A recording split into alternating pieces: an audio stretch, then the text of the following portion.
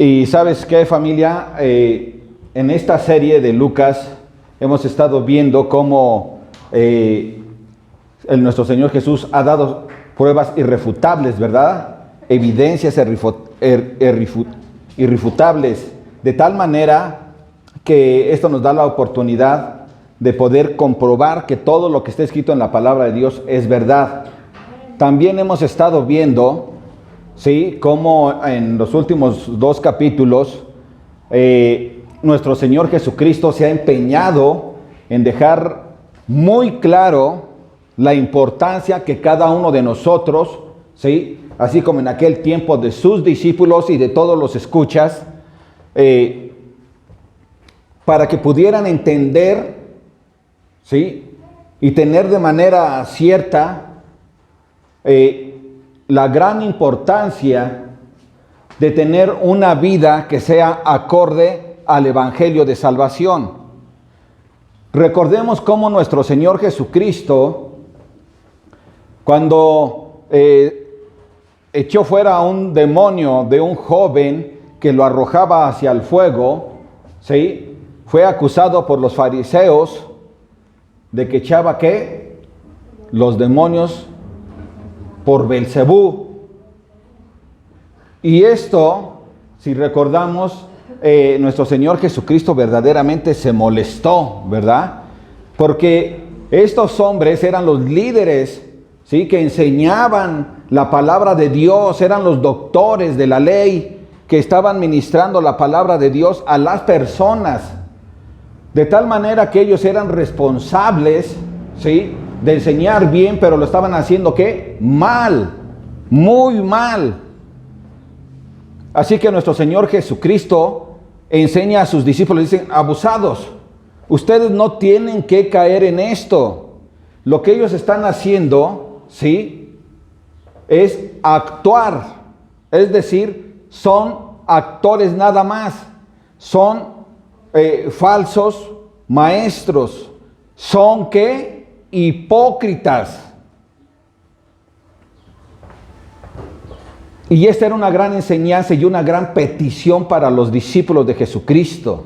Ellos tenían que estar listos para poder estar atentos a no caer en las garras del enemigo, para ser seducidos y empezar a hablar cosas que no son verdaderas, sino que son palabras de hombres que lo único que hacen es llevarlos a vivir una vida equivocada. Porque cuando tú aprendes la palabra de Dios pero adulterada, entonces no estás aprendiendo la palabra de Dios, sino la palabra del hombre.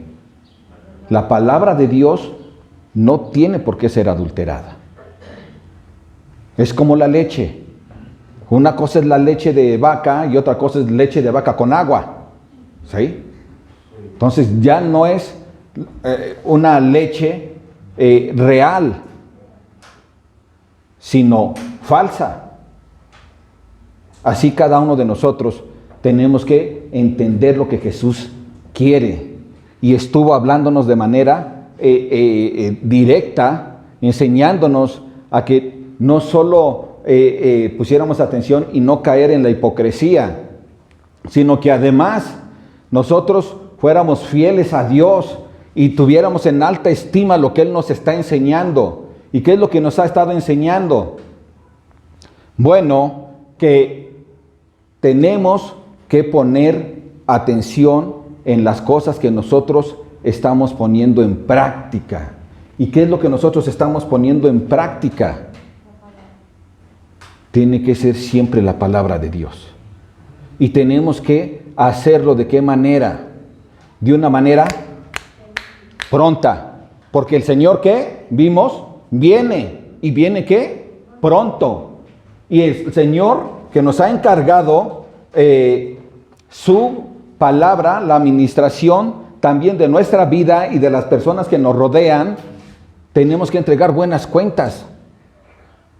Y entonces Él nos enseña que nosotros tenemos que ser siervos, ¿qué? Fieles. Porque el Señor viene pronto. No sabemos cuándo, pero Él viene. Él viene como ¿qué? Como el ladrón cuando llega por la noche, cuando menos lo esperas, cuando estás bien jetón y no te das cuenta, ¿verdad?, de que Él entra.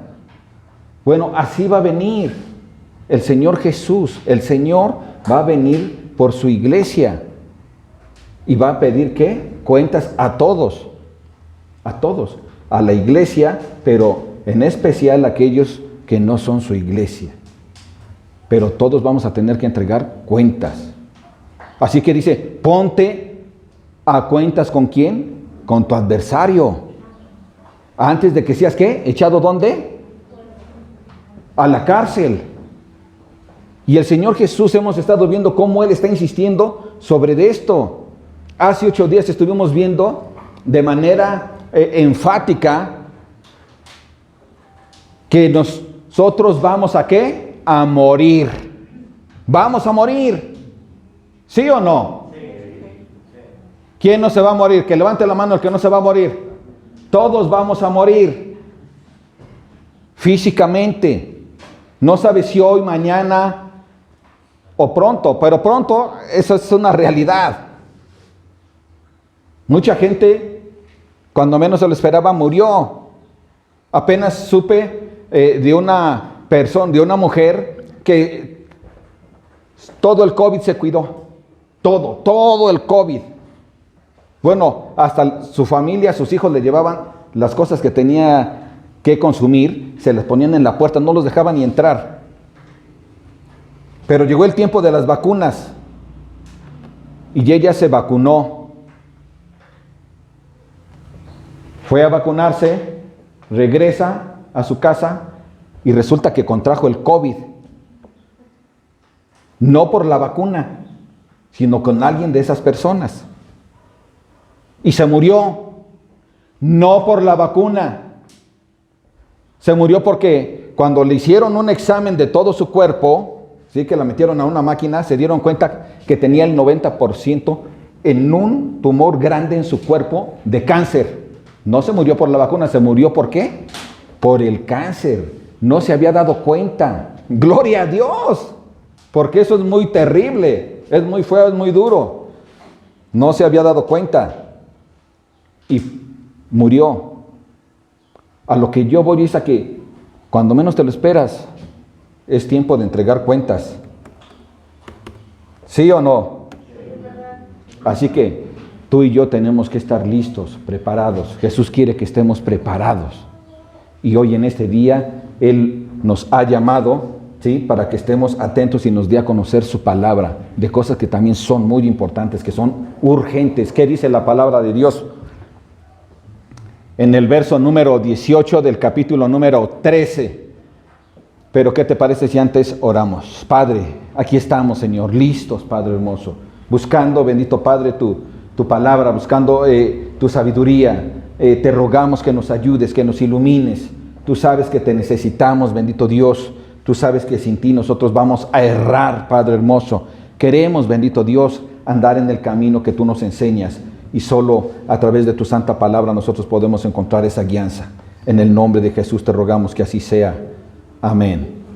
Bien, dice la palabra de Dios, verso 1 al 4 vamos a ir, dice: ¿a qué es semejante el reino de Dios y con qué lo compararé? Jesús está haciendo una comparación, ¿verdad? Y tú te puedes preguntar, ¿cómo a qué es semejante? Bueno, la palabra de Dios nos enseña que su reino es semejante a algo. ¿A qué? Vamos a seguir hasta el verso 4. Perdón, hasta el verso 21 dice: es semejante al grano de mostaza que un hombre tomó y sembró en su huerto. ¿Seguimos? Es semejante al grano de mostaza que tomó y sembró en su huerto, y creció y se hizo árbol grande, y las aves del cielo anidaron en sus ramas. 20. Y volvió a decir: ¿a qué compararé el reino de Dios?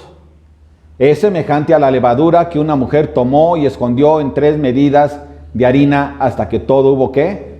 Fermentado.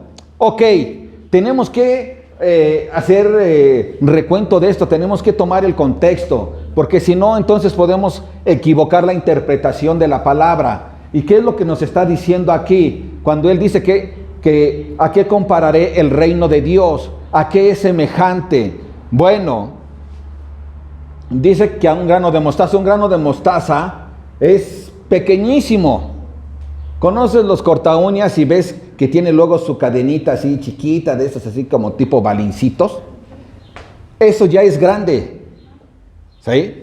El grano de mostaza mide de 1 a 2 milímetros, cuando mucho. El grano de mostaza normalmente da una planta, ¿sí? No un árbol, sino normalmente da una planta que mide entre 60 y 70 centímetros. Son diferentes tipos de granos de mostaza, pero todos más o menos oscilan su crecimiento en esa estatura. Y en América del Norte, en Estados Unidos, Canadá, a veces llega a suceder que hasta han dado 1,14 m. Pero también hay un grano de mostaza silvestre. Y ese grano de mostaza silvestre a veces llega a dar, lo más que se ha registrado, ¿sí? ¿Sí? Por lo menos en Wikipedia, es hasta 2,40 m. Algunos teólogos dicen que hay árboles de mostaza que miden de 4,5 a 5 metros. Esto ya es así como algo muy raro. Por lo menos yo no pude encontrar una foto sobre eso. Y ¿sabes una cosa? Nuestro Señor Jesucristo está comparando aquí el grano de mostaza a su reino. ¿Cuál es su reino? ¿O qué es su reino? ¿O quién es su reino? La iglesia. La iglesia es el reino de Dios. Y aquí lo está comparando Jesús con el grano de mostaza. Que el grano de mostaza crece mucho en comparación de tan pequeño que es. Ahora, la iglesia puede tener un crecimiento, pero debe de tener un crecimiento normal, un crecimiento que es debido, ¿sí?, a la semilla del Evangelio de Jesucristo, y que no debe de crecer de manera antinatural, sino de una manera natural, apegada a la nutrición, ¿sí?, el desarrollo de esta semilla. La semilla de mostaza, ¿sí?, cuando crece, según algunos, hasta 4 y 5 metros, es un árbol que ha crecido de una manera antinatural. No es natural eso. Es algo que no corresponde a una normalidad. Es un crecimiento anormal. Y ¿sabes una cosa, familia? Hay dos grupos con diferentes maneras de pensar sobre esto.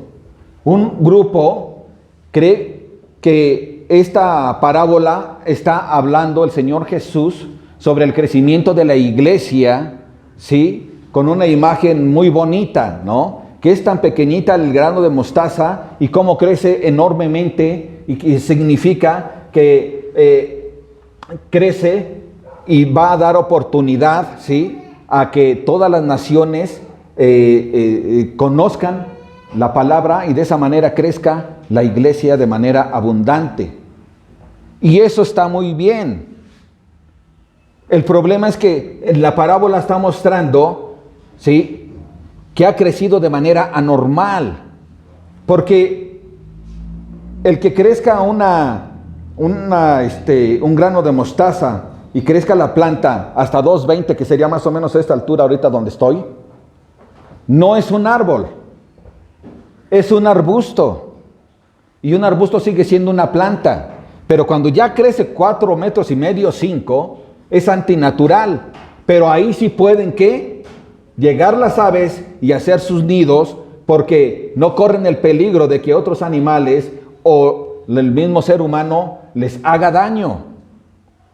Pero esta es la manera de pensar de un grupo. De hecho, la mayor parte del cristianismo y de los teólogos creen esto. Pero hay otra parte de cristianos, de teólogos que dicen, no, aquí hay algo que está mal. Jesús nos está diciendo, ¿sí?, que así es como debe de crecer la iglesia. Entre este grupo está Chuck Smith, está David Guzik y desde luego, supongo que muchos que pertenecen al grupo de Calvary Chapel. Y yo también creo que esto es de esta manera. Es decir, cuando Jesús está diciendo que crece de esa manera y llegan también las aves, recordemos que las aves lo que simbolizan es algo malo, algo maligno. Recuerden que en la parábola del suelo, ¿sí?, y cuando caen las semillas que ve el sembrador y las echa, y cuando caen en el suelo duro, ¿qué es lo que pasa? Llegan las aves y ¿qué? Se comen la semilla. ¿Cuál semilla? La palabra de Dios. Y así nosotros podemos ver dentro de las Escrituras, también allá en Apocalipsis capítulo 18, nosotros podemos encontrar cómo nuestro Dios nos muestra, ¿sí?, que la gran Babilonia ha caído. La gran Babilonia, ¿sí sabes quién es la gran Babilonia? La gran Babilonia actualmente, ¿quién es? No te oigo. Ya lo debes de saber. ¿La iglesia qué? Católica. ¿Por qué es la gran Babilonia? Porque la gran Babilonia lo que hizo es que cuando cae Babilonia, porque el imperio romano los conquista, ellos toman toda su religión de paganismo, de hechicería, de satanismo, de muchas cosas, y lo toman para sí. Y recordemos que en el siglo número 3, el imperio romano estaba teniendo problemas, en especial el emperador, y él quería todo el apoyo de la gente. Y el cristianismo estaba creciendo mucho, rápido. Entonces él decide que el cristianismo debe ser la religión para todo su imperio. Pero ¿qué hace? El sistema de hombres, ¿verdad? Lo mezcla, el cristianismo lo mezcla con todo el paganismo de Babilonia la Grande. En aquel tiempo no existía la iglesia católica, pero cuando viene esta mezcla, nace la iglesia católica. La iglesia católica no existía en el tiempo de Jesús. Eso es mentira. No sé dónde sacan que Pedro y que nada tienen que ver.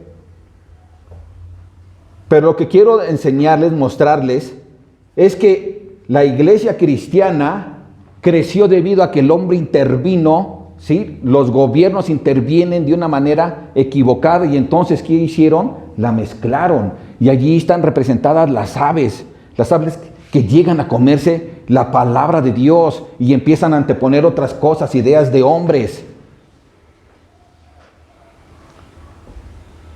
Ahora, la iglesia católica es conocida como si fuera la iglesia cristiana. Cuando dicen hay tantos millones y millones de cristianos, en realidad se están refiriendo ¿a quién? A la iglesia católica. Dicen, es la segunda religión más grande, la religión cristiana, pero toman ¿a quién? A la iglesia católica, junto con otros cristianos, con otros movimientos. Pero así no tenía que crecer la iglesia cristiana. La iglesia cristiana tenía que crecer solamente con la palabra de Dios, con la semilla del evangelio de Jesucristo.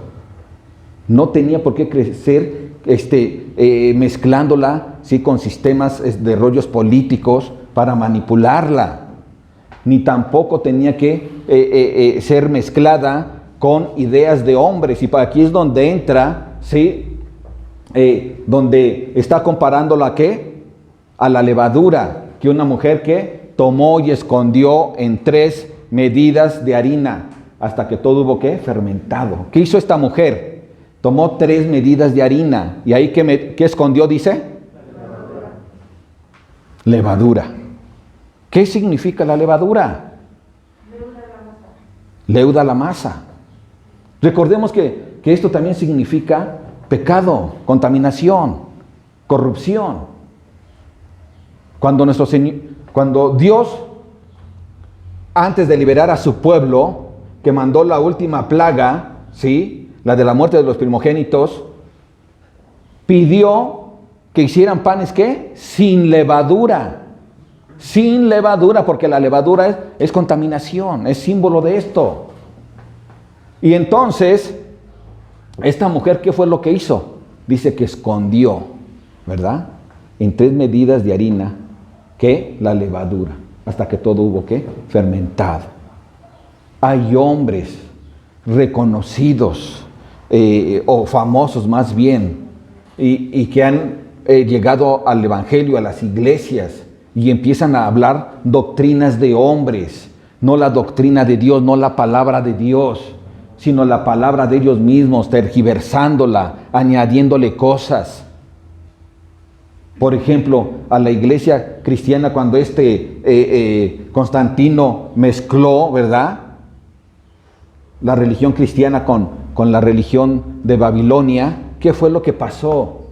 La contaminaron con tanta idolatría terriblemente. Por eso protestó ¿quién? Martín Lutero, allá en el año 1500 y tantos. Y nos llamaron ¿qué? Los hermanos separados. Pero no somos sus hermanos, y no es mala onda. No somos sus hermanos. Porque la iglesia de Cristo no cree en ídolos, ni tiene otros dioses, no es idólatra. Solo Jesús es el Señor. Amén. Entonces, familia, vemos que acá esta mujer también esconde la levadura y muestra a estos hombres que les estoy diciendo, que están metiendo doctrinas falsas, que le añaden a la palabra de Dios, que le enseñan mal. Y nosotros tenemos que tener cuidado, porque cuando ellos te empiezan a meter ideas como, sí, creemos en Jesucristo, pero también tenemos que guardar el sábado. Pues, oye, eso no es de cristianos. ¿Sí me entiendes? Y así hay muchas cosas que meten, que añaden. Muchos hombres lo único que les interesa es la fama y les interesa el dinero de los feligreses. Y están siempre esquilmando a las ovejas, sacando el dinero. Y para eso manipulan la palabra. Es que tienes que dar la ofrenda de las primicias, la ofrenda de los tabernáculos, la ofrenda, para todo te sacan dinero, que ya no tiene que ver hoy. Entonces, familia, tenemos que tener mucho cuidado. Y esos son los dos grupos. Unos que creen que la iglesia creció así desmesuradamente, y otros que dicen, aquí no está hablando Jesús de eso. Aquí está hablando que la iglesia iba a crecer, la iglesia desmesuradamente, pero no la iglesia cristiana. Tenemos que tener mucho cuidado. La iglesia cristiana se apega a Cristo, no a los hombres, no a las palabras de hombres, no a doctrinas de hombres, sino a su santa palabra, solamente. Amén, familia. Ok, seguimos, continuamos. Dice el verso 22, pasaba Jesús por ciudades y aldeas enseñando y encaminándose hacia Jerusalén. Recordemos que ya desde el capítulo 10 dice que Jesús ya va hacia Jerusalén, ¿verdad? Incluso mandó ¿a quién? A sus discípulos a que fueran abriéndole el camino, y él iba a llegar después a estas ciudades ¿a qué? A reafirmar la doctrina. Amén. Entonces Jesús no tiene temor de poner en práctica ¿qué? El propósito de Dios. No tiene temor. A él le interesa acabarlo, cumplirlo. Así que él se dirige hacia Jerusalén. Continuamos. Y alguien le dijo, Señor, ¿son pocos los que se salvan? Y él les dijo, esforzaos a entrar por la puerta angosta, porque os digo que muchos procurarán entrar y no podrán. El Señor Jesús les está diciendo ¿qué? Que se esfuercen a entrar por la puerta angosta, por la puerta estrecha. Ellos querían que les contestara. Los judíos tenían dos grupos antagónicos, porque unos decían, solamente los judíos tenemos la salvación de Dios. Y entre ellos mismos decían, pero solamente unos van a ser salvos. Mientras que otros decían, no, si tú eres judío, eres salvo de cajón. ¿Sí? Y cuando le hacen esta pregunta a Jesús, que seguramente eran los mismos líderes religiosos, el Señor Jesús no le responde de manera directa, sino que con esta respuesta de que se esfuercen en entrar por la puerta angosta, Él les está contestando, ¿eres salvo? ¿Estás seguro que eres salvo? ¿Por qué? ¿Por qué es necesario entrar por la puerta angosta? Ahora, ¿cuál es la puerta angosta? ¿Quién es la puerta angosta, estrecha? Jesús. No hay otra forma de ser salvo sino solo a través de Jesucristo. Ellos pensaban que eran salvos, pero Jesús les, ¿qué les pasa, no? Primero necesitan reconocerme, necesitan arrepentirse, pedir perdón, aceptarme como su único y suficiente Salvador, y entonces serán salvos. Pero Él es la puerta estrecha. Jesús dice, tienen que entrar por la puerta estrecha, pero no es fácil. Tienen que esforzarse, esforzados. No dice, busquen la puerta estrecha. Ay, es que ya voy a buscar la puerta estrecha. No, esfuérzate. Es lo que está pidiendo Jesús. Ahora, tus esfuerzos no son tus obras para que tú alcances la salvación. De ninguna manera, la salvación no se alcanza a través de las obras. Pero te esfuerzas, ¿por qué? Porque toda la contaminación que tú traes, todo el pecado que tú traes, ¿sí? A veces te cuesta trabajo dejarlo. Y aquí estoy hablando de aquel que no ha recibido a Jesús como su Señor y Salvador.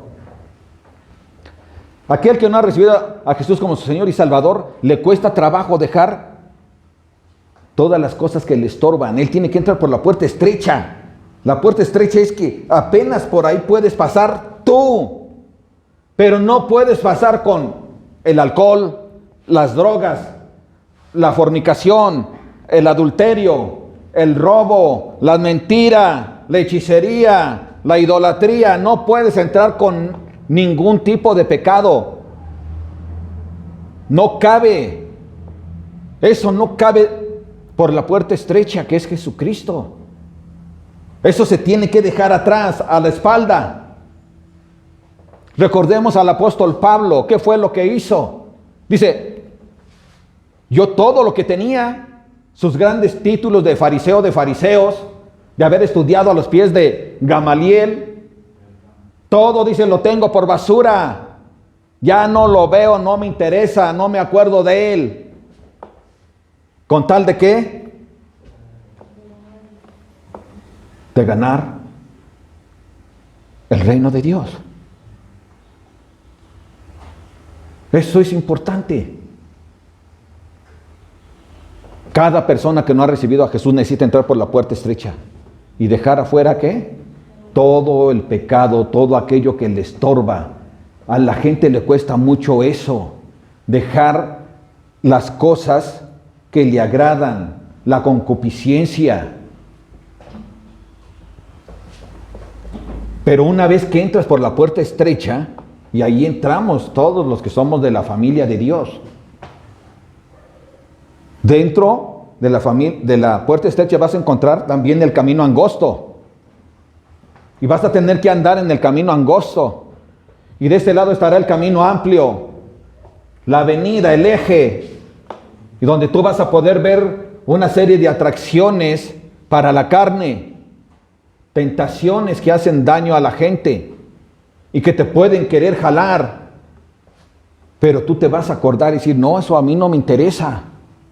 Yo debo de caminar por aquí. ¿Cómo? Entregando mi cuerpo a un sacrificio vivo y santo y agradable a Dios. Ese es el sacrificio. que hago a un lado toda aquella cosa que tienta a mi carne, que es agradable hacia mi carne, pero que yo tengo que luchar y hacerlo a un lado y caminar en el camino angosto. ¿Y cuál es el camino angosto? ¿Qué hay en el camino angosto? Cuando entras por la puerta, que es Jesús, hay vida eterna, hay salvación, hay gozo, hay alegría, pero también hay tareas. Y la tarea es que tengo que guardarme de todo pecado, tengo que vivir en santidad, tengo que servirle a Dios, tengo que servirle a mis hermanos, a la iglesia, tengo que servirle a mis vecinos, aunque no sean cristianos. Tenemos que mostrar el amor, porque ahora los que hemos entrado por la puerta estrecha andamos en el camino estrecho, pero es un camino de gozo y de alegría. Es satisfactorio. Para mí es satisfactorio estar aquí y poderles hablar de Jesucristo. Sí, tuve 6 días donde el Señor, ¿qué onda, no? Y tengo que estar checando, ¿verdad? Los primeros versículos. No puedo pararme aquí y hablar por hablar. Tengo que checar. Y hay un grupo que cree esto y hay otro que cree esto, otro. Pero yo tengo que cerciorarme bien qué es lo que voy a hablar. Y si voy a tomar partido de este lado, es porque estoy consciente y estoy viendo la Escritura.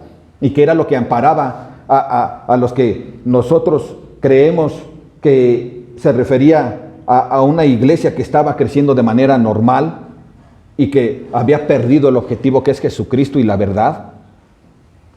Las parábolas que hay antes y las parábolas que hay después, como esta.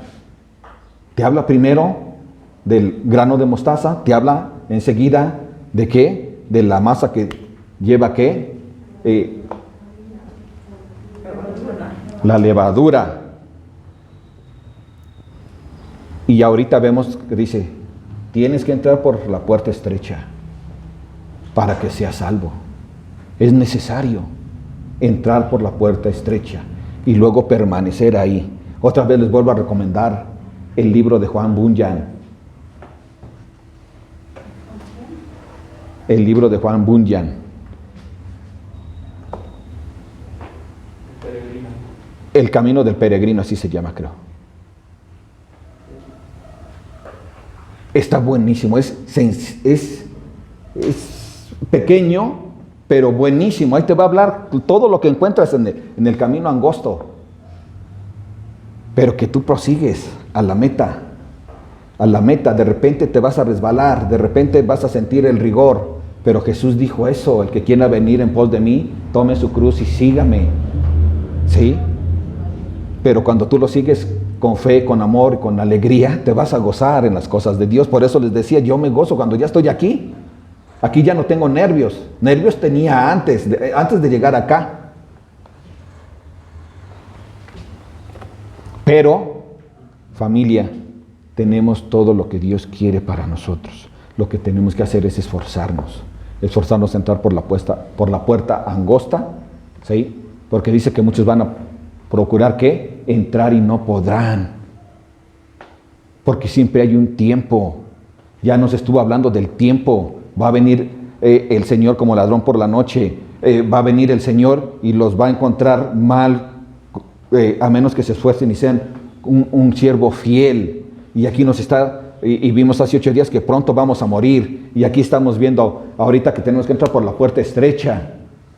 Dios está muy interesado en tu vida, en una vida eterna, una vida que tú te prolongues, una vida donde tú digas, órale, yo voy a alcanzar aquí una meta. Y esa meta es que voy a estar un día ¿con quién? Voy a ver, órale, aquí está mi Señor Dios Todopoderoso. Órale, aquí estoy viendo a mi Señor Jesucristo. Órale, aquí estoy viendo a Adán, a Set, a Noé, a Abraham, a Moisés, a David, a Valdemar, a toda la familia de Dios. Ahí los voy a ver y ahí me voy a gozar con ellos. Miren, hasta la piel se me hace chinita, nada más de saber que voy a estar con todos ellos y gozándome, alegre, satisfecho. Así que estemos contentos. alegres, no tomemos el evangelio ni el cristianismo como algo pesado en nuestra vida, sino como un paso para estar delante de Dios y con todos nuestros seres queridos. Ahí los vamos a encontrar. Ahí voy a poder estar otra vez con mi pastor que tuve, con Moisés Saucedo. Allí voy a estar también, y va a estar con mi familia que son cristianos. Allí vamos a estar, nos vamos a conocer unos y otros. Y esta es la gran victoria que nos da Dios. Y amén. Mientras que los otros no van a tener chance de nada. Y si no, fíjate lo que sigue diciendo la palabra de Dios. Verso 25.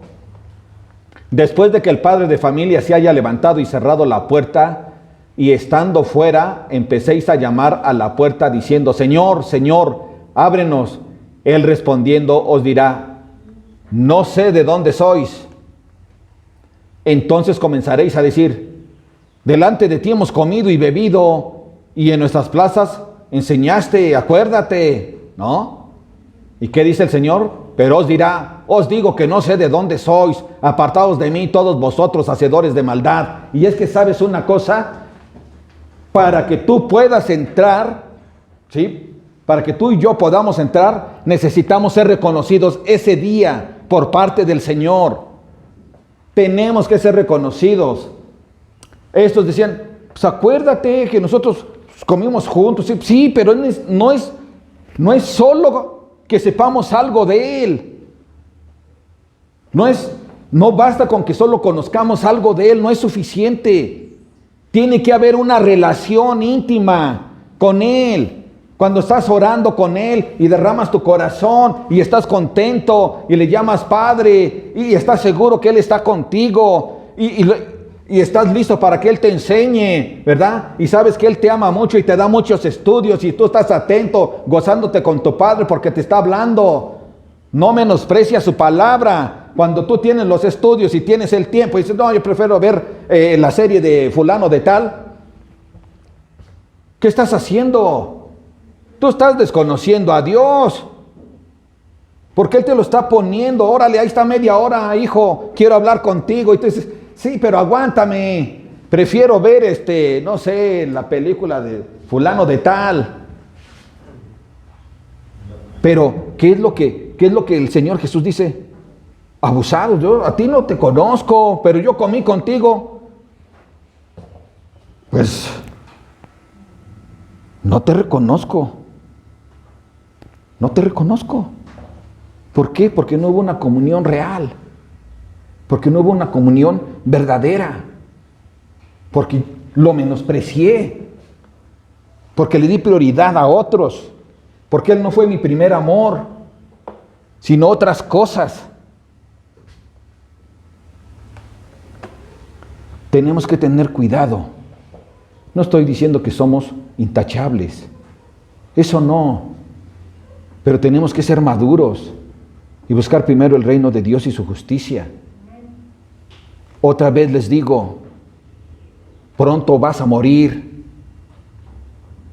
Pronto voy a morir. Es pronto. Es pronto. La vida así se va. ¿Y qué estoy haciendo? ¿Desaprovechando el tiempo? ¿O me estoy atento con mi Padre? ¿Qué quiere de mí?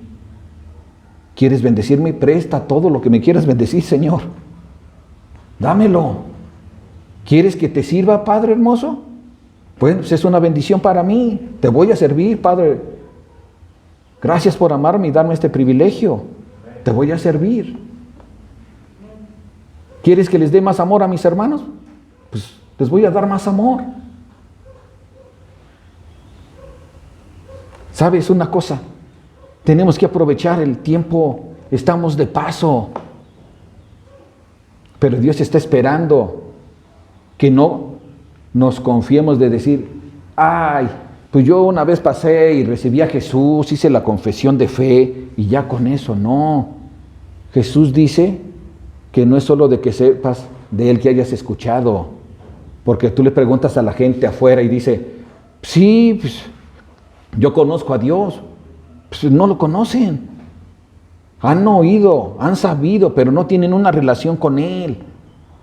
Y eso cambia las cosas. Él quiere que tengamos una relación. Si no, al que no tenga una buena relación con Él, le va a decir, no te conozco. Y tan no te conozco que tú haces la maldad, porque eso es lo que pasa. Alguien que no tiene una buena relación con Dios es porque está haciendo lo malo. Es un hacedor de maldad. Necesitamos tener buena relación con Dios. Entonces vas a empezar a ¿qué? A hacer las cosas buenas. Porque una buena relación con Dios es ser ¿qué? Obediente. Amén. Seguimos. Allí será el llanto y el crujir de dientes, cuando veáis a Abraham, Isaac, a Jacob y a todos los profetas en el reino de Dios, y vosotros estáis ¿qué? Excluidos. Porque vendrán del oriente y del occidente, del norte y del sur, y se sentarán a la mesa en el reino de Dios. Y he aquí, hay postreros que serán primeros y primeros que serán postreros. Mira, va a llegar el momento del juicio. Sea que mueras o que venga Jesús antes de que mueras. Pero nosotros tenemos un juicio. Escrito está que el hombre muera una sola vez. No puede morir varias veces, no somos gatos. Pero ¿sabes una cosa? Ahora, ¿quién hizo miau? Abusados. Miren, en serio, ¿sabes qué pasa? Tenemos que entregar cuentas. Es una realidad. Si tú ya recibiste a Jesús como tu Señor y Salvador, gloria a Dios. Porque entonces vas a entregar buenas cuentas. Es el primer paso. Y dice que van a llegar de todos lados. A lo mejor para aquel tiempo, no sé, que el hermano Francisco anda allá en Alaska, ¿no?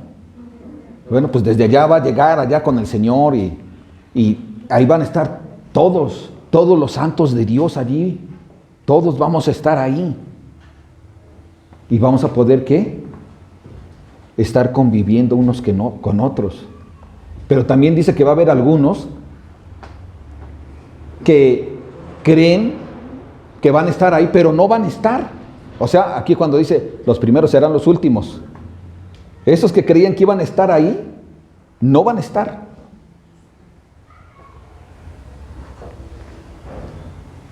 Y los que creía la gente que no iban a estar ahí, ahí van a estar. La gente se va a sorprender de esto. ¿Cómo? Joel está ahí. Si yo me acuerdo de él cuando tenía 18 años, era terrible. Pero se sorprenderán. Y otros se sorprenderán de que, pues este cuate era un mojigato, dicen por ahí, ¿no? Y ahora resulta que es terrible, ¿no? Y cayó allá. El que juzga es Jesucristo. Pero aquí nos está diciendo, ponte listo, no te confíes, no te confíes, no te vayas a equivocar. Necesitas entrar por la puerta estrecha, necesitas estar firme allí, en el camino angosto. De lo contrario, no podrás estar, aunque creas que vas a estar. Amén, familia. Y algunos dirán, bueno, recuerdo eso, ya tiene como unos 10 años, un hermano, igual hablamos sobre esto, y dice, oiga, pastor, pero a mí se me hace que, pues sí, ahí donde dice que va a haber el crujir y el, ¿cómo? ¿Cómo? Es cuando no va a haber crujir de dientes para algunos que se porten mal. Pues, ¿cómo no? Si está escrito. Sí, pero ¿qué va a pasar con aquellos que son chimuelos, que no tienen nada de dientes? Entonces me le quedé viendo así, casi como muy serio, ¿no? Y solemnemente le digo, se proveerán dentaduras. Pero ¿sabes una cosa? En realidad no es eso, no se necesitan dientes físicos, porque el llanto significa lamento y el crujir de dientes significa estar en un estado de desesperación. Y cuando Dios habla todas estas cosas, en este caso Jesucristo, es porque quiere que nosotros estemos bien atentos, bien pilas, pero no solo por nuestra vida, sino por el que vive contigo y contigo y contigo, cercas, tus hermanos, tus parientes, tus amigos, que sepas a dónde van a ir y que tú tienes la capacidad de ir y hablarles de Jesucristo para que no lleguen a ese lugar que va a ser de lamento y desesperación día y noche. Acuérdate de la parábola del pobre y el rico, ¿sí? El rico, ¿verdad? Se encuentra en el infierno y hay una gran cima, pero ve a Abraham y le dice, oye, ¿por qué no le dices a Lázaro, ¿verdad? El mendigo, que meta su dedo, ¿sí? En el agua y me la ponga así en mi lengua. Dice, ¿qué te pasa? Si hay una gran cima, ¿no? Le dice Abraham. Tú estás allá y nosotros estamos acá. Ya no hay contacto, ya no tienes oportunidad, se acabó. Va a llegar el momento en que ya no hay oportunidad. Por más que toquen la puerta, ya no va a haber chance. Nosotros creemos y dicen, me voy a arrepentir hasta el último. No sabes cuándo te vas a morir. A la gente se muere de un infarto así. Jóvenes y viejos. ¿Sí? Y ya no hay oportunidad. Por eso nosotros tenemos que ponernos las pilas y hablar con aquellas personas que conocemos y buscarles enseñar el camino. Mira, acá hay un lugar. Te van a enseñar la palabra, capítulo tras capítulo, versículo tras versículo, para que tú puedas entender y conocer bien. Para que la gente pueda arrepentirse, para que la gente pueda creer. Pero es nuestra responsabilidad hablar con ellos. No podemos quedarnos callados. Quítate el cubrebocas simbólicamente, no que te lo quites literalmente, y habla por Cristo. Amén. Seguimos. Y aquel mismo día llegaron unos fariseos diciéndole, sal y vete de aquí porque Herodes te quiere matar.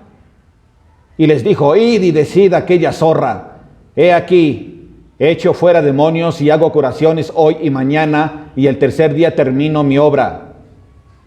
Sin embargo, es necesario que hoy y mañana y pasado mañana siga mi camino, porque no es posible que un profeta muera fuera de Jerusalén. Llegan estos fariseos, ¿verdad?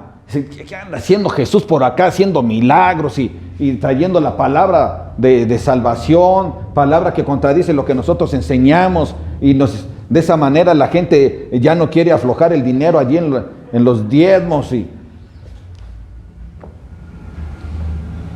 el Señor Jesús se da cuenta cuál es el corazón de estos hombres.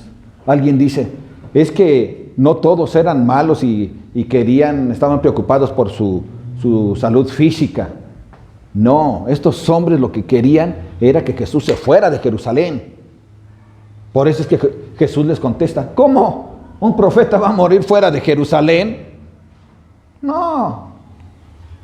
Es más, díganle a esa zorra, estaba muy enojado el Señor Jesús. Yo jamás he visto en la Biblia que se refiere a alguien con esta dureza, con esta energía. díganle a esa zorra que yo voy a estar, ¿qué? Predicando y sanando, echando fuera demonios, ¿sí? Le muestra, Herodes, ¿yo le voy a tener miedo a Herodes? Yo soy Dios. Yo echo fuera demonios, yo sano a las personas. Él es una zorra. La zorra es un animal que simboliza un animal muy astuto, pero también simboliza un animal que es destructor, que destruye las cosas. Pero ese animal simboliza al hombre que es débil. Y esto es lo que Jesús le manda de recado. Tú eres una zorra, tú eres débil. Yo tengo el poder para echar fuera demonios y para sanar a los enfermos. Así que él, ¿yo miedo a él? No. Vayan, díganselo. Yo aquí voy a estar realizando mi trabajo por el cual he venido. Yo no voy a someterme, ¿sí?, a los dictados del hombre. Yo vengo con un propósito, el propósito de Dios, y tengo que terminarlo conforme a lo que Él me guía, me manda, conforme a su plan y conforme a su tiempo. Y yo voy a estar, ¿qué? Mañana y pasado, ¿qué? Realizando su ministerio, ¿verdad? Y además, no voy a dejar de hacerlo hasta el tercer día. Y aquí se refiere hasta el final, hasta que resucite. Recuerda que Jesús muere y al tercer día, ¿qué? Resucita. Hasta que resucite, hasta que termine la obra que me ha sido encomendada. Ahora, es muy triste, ¿verdad?, que Jesús se refiere así de un hombre, de una persona. Yo no quiero que el Señor me dé una desconocida, en buena onda. Pero este hombre ni siquiera recibió palabra de Jesús. Recordemos que más adelante, porque Jesús lo conocía, sabía que ese hombre, ¿a quién había matado? A su primo, a Juan el Bautista, ¿verdad? Pero también sabía que iba a matar ¿a quién? A Jacobo, su apóstol, el hermano de Juan. Y también quería matar ¿a quién? A Pedro. ¿Se acuerdan que estaba encarcelado y ya le iba a tocar, pero Dios lo liberó? Jesús conocía a este hombre y sabía que un día iba a llegar allí con él. Él no le tenía miedo. Y recordemos que cuando Jesús es llevado por el Sanedrín ante Poncio Pilato se quiere quitar la bronca de manera política y se lo envía ¿a quién? A Herodes. Y Herodes quería que le manifestara ahí su poder de echar fuera demonios y sanar. Pero Jesús no tenía palabras para él. Qué triste es eso. Jesús tiene palabras para ti, para mí. Las hemos estado recibiendo ahorita mucho. Pero para este hombre no tenía nada. Nada. Por más que le preguntó, nada. Nada bueno para él. Tú gózate porque Él tiene todo bueno para ti. Solo tienes que aceptarle, recibirle, entrar por la puerta angosta y mantenerte en el camino angosto. 34 y 35, por favor. Jerusalén, Jerusalén, que matas a los profetas y apedreas a los que te son enviados. ¿Cuántas veces quise juntar a tus hijos como la gallina a sus polluelos debajo de sus alas y no quisiste? He aquí, vuestra casa os es dejada desierta. Y os digo que no me veréis hasta que llegue el tiempo en que digáis, bendito el que viene en el nombre del Señor. Jesucristo, antes de entrar a Jerusalén para ser crucificado, antes de entrar a Jerusalén para ser vitoreado y lo reciban bien, ¿se acuerdan en la entrada triunfal? Antes de eso, Él está afuera.